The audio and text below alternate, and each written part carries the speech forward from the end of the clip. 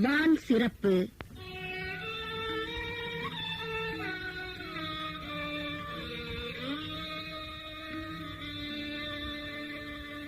வானின்று உலகம் வழங்கி வருதலால் தான் அமுதம் என்றுணர்பாற்று.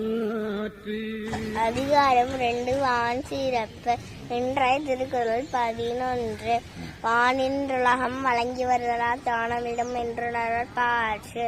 பொருள்: வானில் இருந்து பெய்து உலகத்து உயிர்களுக்கெல்லாம் நன்மையை தருகின்ற மழையினை அமிழ்தம் என்று உணர்ந்து சொல்லுதல் சிறந்தது என்று திருவள்ளுவர் கூறியார். நன்றி.